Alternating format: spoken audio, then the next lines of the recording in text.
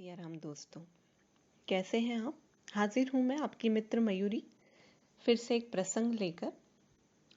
जैसा कि हम जानते हैं कि हमारे कर्म बहुत इम्पोर्टेंट होते हैं। जो भी हमारा कर्म किया है वही हमें फल मिलेगा। तो ये हमारा कर्म भोग कहलाता है।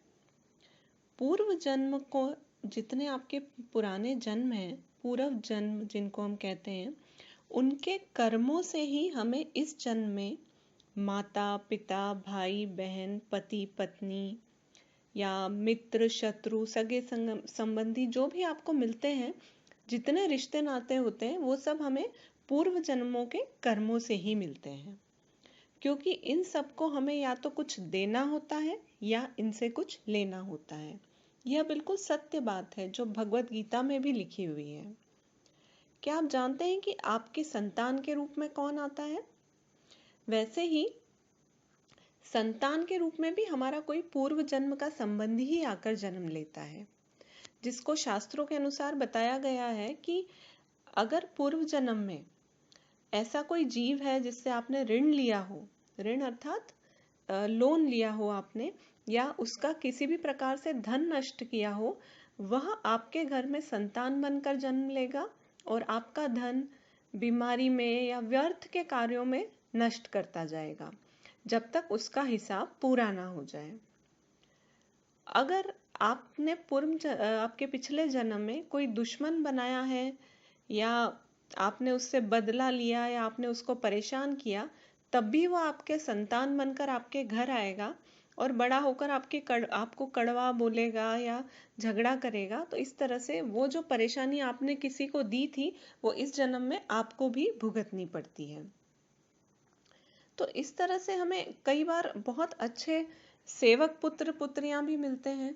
तो हो सकता है कि पिछले जन्म में आपने किसी की खूब सेवा की है, तो वह अपनी की हुई सेवा का ऋण उतारने के लिए आपका पुत्र या पुत्री बनकर आता है और आपकी सेवा करता है।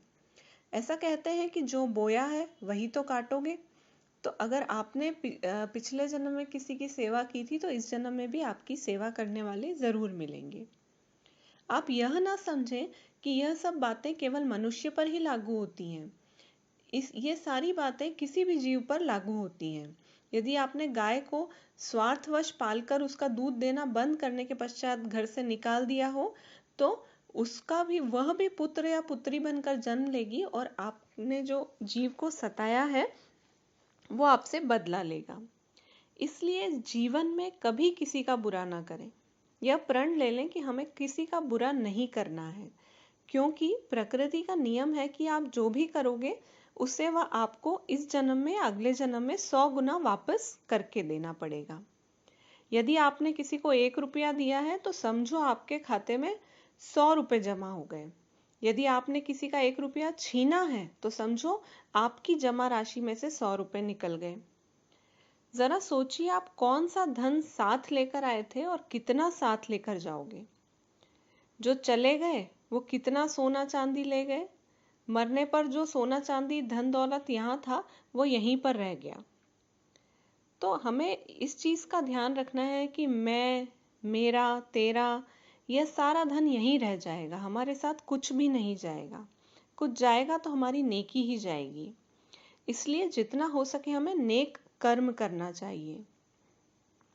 एक बहुत ही सुंदर गीत है एक देवानंद की मूवी का, ना मैं धन चाहूं ना रतन चाहूं, तेरे चरणों की धूल मिल जाए तो मैं तर जाऊं। तो इस तरह से हमें कुछ भी नहीं चाहिए होता है, सिर्फ हमारी नेकियां ही हमारे काम आती है और कुछ भी हमारे काम नहीं आता है। यहाँ पर एक छोटी सी कथा मैं आपके साथ शेयर करना चाहती हूँ। एक बहुत अच्छा सेठ था, उसने अपने घर के बाहर एक बोर्ड लगा रखा था कि जितना ऋण चाहिए ले जाइए, ऋण अर्थात जितना लोन चाहिए ले जाइए, अभी चुकाइए या अगले जन्म में चुकाइए। तो एक चोर था जिसने ये बोर्ड पढ़ा तो उसने सोचा कि ये सेठ कितना मूर्ख है कि जब बोल रहा है कि अगले जन्म में चुकाइए तो अभी कौन चुकाएगा, हम तो अगले जन्म में ही चुकाएंगे। वो ऐसा सोचता रहा और उसने सोचा कि चलो मैं ऋण ले लेता हूँ। जैसे ही वो वहां पर पहुंचा तो उसने देखा कि अहाते में उसका जो बगीचा था वहां दो भैंसें बंधी हुई थी और भैंसें आपस में बात कर रही थी, वो भी जैसे हम बात करते हैं। तो उसे बड़ा आश्चर्य हुआ कि भैंसें किस तरह से बात कर रही थी। तो उसने सुना जाके। जब उसने सुना तो एक भैंस दूसरे से बोल रही थी कि तुमने कितना लिया था। तो दूसरी बोली कि मैंने भी कर्ज लिया था और सोचा था कि अब ये चुकाना नहीं पड़ेगा, पर देखो इस जन्म में मैं भैंस बन के आई हूँ और दूध देकर मुझे उसका सारा कर्जा चुकाना पड़ रहा है। तो चाहे इस जन्म में चाहे अगले जन्म में सारा कर्जा तो हमें चुकाना ही पड़ेगा। जब चोर ने ये बातें सुनी तो वो दुम दबाकर भाग गया कि ऐसा कर्जा मुझे नहीं लेना है, और उसने अपने चोरी का काम भी छोड़ दिया। तो कहने का तात्पर्य ये है कि हमारे कर्म जो हैं हमारे लिए बहुत ही महत्व रखते हैं। जैसा हम कर्म करेंगे वैसा ही हमें फल मिलेगा। तो दोस्तों, हम किसी का बुरा ना करें, किसी का मन ना दुखाएं, यही हमारा मूल उद्देश्य होना चाहिए। अगर आपको प्रसंग अच्छा लगा हो तो कमेंट जरूर कीजिएगा। धन्यवाद। जय सिया राम दोस्तों, कैसे हैं आप? हाजिर हूं मैं आपकी मित्र मयूरी फिर से एक प्रसंग लेकर। जैसा कि हम जानते हैं कि हमारे कर्म बहुत इम्पोर्टेंट होते हैं। जो भी हमारा कर्म किया है वही हमें फल मिलेगा। तो ये हमारा कर्म भोग कहलाता है। पूर्व जन्म को जितने आपके पुराने जन्म हैं, पूर्व जन्म